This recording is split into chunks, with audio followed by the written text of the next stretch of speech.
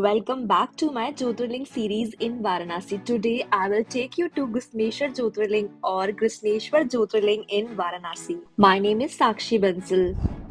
वाराणसी के रथ यात्रा चौराहा से कामाख्या जाते हुए काशी राज अपार्टमेंट्स के जस्ट बाद वाली गली के बटुक भैरव जी का मंदिर है। इसी मंदिर से कुछ और आगे जाने से आता है कामाख्या देवी जी का मंदिर। शिव महापुराण में वर्णित कृष्णेश्वर ज्योतिर्लिंग की उत्पत्ति और महत्व से जुड़ी अद्भुत कथा।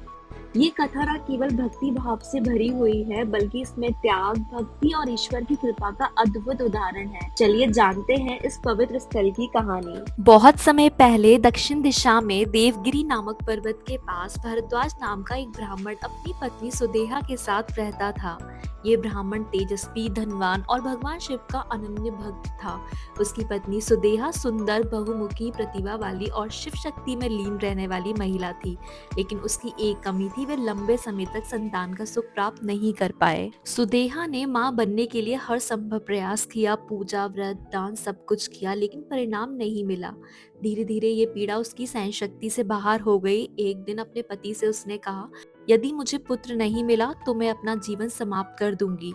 ये सुनकर भरद्वाज को गहरा दुख हुआ। उन्होंने अपनी पत्नी को समझाया कि संतान का सुख भगवान की इच्छा पर निर्भर करता है, परंतु पत्नी की जिद देखकर उन्होंने भगवान शिव की आराधना करने का निश्चय किया। ब्राह्मण ने शिव जी की कठोर तपस्या की और यज्ञ में 2 फूल अर्पित किए। उन्होंने अपनी पत्नी से कहा, यदि तुम मेरे दाहिने हाथ का फूल चुनोगी तो तुम्हें पुत्र की प्राप्ति होगी। लेकिन दुर्भाग्यवश सुदेहा ने बाएं हाथ का फूल चुन लिया। ये देखकर ब्राह्मण ने निराश होकर कहा, भगवान की इच्छा का विरोध करना संभव नहीं है, ये हमें संतान प्राप्ति का आशा छोड़ देनी चाहिए। लेकिन सुदेहा ने अपनी इच्छा नहीं छोड़ी। उसने भरद्वाज से कहा, यदि मुझे पुत्र नहीं हो सकता तो तुम मेरी बहन गुष्मा से विवाह कर लो, हो सकता है भगवान हमें संतान का सुख दें। गुष्मा भी भगवान शिव की अनन्य भक्त थी।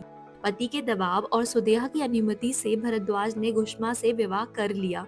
विवाह के बाद गुष्मा ने हर दिन पार्थिव शिवलिंग बनाकर शिव जी की पूजा की और उन शिवलिंगों को पास के एक सरोवर में विसर्जित कर दिया। भगवान शिव की कृपा से गुष्मा ने एक सुंदर और गुणवान पुत्र को जन्म दिया। पूरे परिवार में खुशी छा गई, लेकिन ये देखकर सुदेहा के मन में ईर्ष्या का भाव उत्पन्न हुआ। ये सोचने लगी कि गुष्मा को जो सुख प्राप्त हुआ वो उसे क्यों नहीं मिला। गुष्मा का पुत्र धीरे धीरे बड़ा हुआ। जब उसका विवाह हुआ तो घर में और भी खुशियां आ गई, लेकिन ये देखकर सुदेहा की ईर्ष्या और बढ़ गई। एक रात ईर्ष्या और द्वेष से भरी सुदेहा ने गुष्मा के पुत्र की हत्या कर दी। उसने उसके शव को उसी सरोवर में फेंक दिया जहाँ गुष्मा शिवलिंग का विसर्जन करती थी। इस क्रूर कृत्य के बाद सुदेहा अपने घर लौट आई और सो गई, मानो कुछ हुआ ही ना हो। सुबह जब गुष्मा की पुत्रवधू ने बिस्तर पर खून देखा तो वह डर गई। उसने गुष्मा को उसकी जानकारी दी और विलाप करने लगी, लेकिन गुष्मा ने धैर्य बनाए रखा और भगवान शिव की पूजा करना जारी रखा। जब गुष्मा हमेशा की तरह शिवलिंगों का विसर्जन करने सरोवर पर पहुंची तो उन्होंने देखा कि उनका पुत्र सरोवर के किनारे खड़ा है। ये देखकर गुष्मा के आंसू छलक पड़े। उसी समय भगवान शिव का प्रकट हुए और गुष्मा से कहा, तुम्हारी भक्ति से प्रसन्न होकर मैंने तुम्हारे पुत्र को जीवन दान दिया है, लेकिन ये जान लो कि तुम्हारी बहन सुदेहा ने तुम्हारे पुत्र की हत्या की थी। गुष्मा ने भगवान शिव से प्रार्थना की, हे प्रभु, मेरी बहन को क्षमा कर दीजिए, उसके हृदय से ईर्ष्या का नाश कर दीजिए। गुष्मा की भक्ति और क्षमाशीलता से भगवान शिव अत्यंत प्रसन्न हुए। उन्होंने कहा, तुम मुझसे वरदान मांग सकती हो।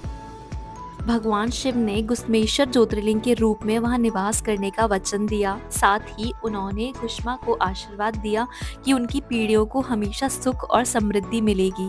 ज्योतिर्लिंग के दर्शन करने के बाद हमने दर्शन किए कामाख्या देवी के, कहा जाता है, और हमने वहां पर पंडित जी से भी पूछा तो उन्होंने कहा कि इनका भी वही महत्व है जैसे कि गुवाहाटी में कामाख्या देवी का मंदिर है।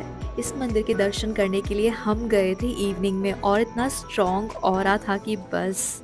फिर हमने सारे मंदिरों के दर्शन किए अच्छे से और बहुत सारी प्रार्थनाएं की। It is believed that anyone who worships this Jyotirling with devotion attains happiness, prosperity and peace. This place remains a center of faith and devotion for devotees even today.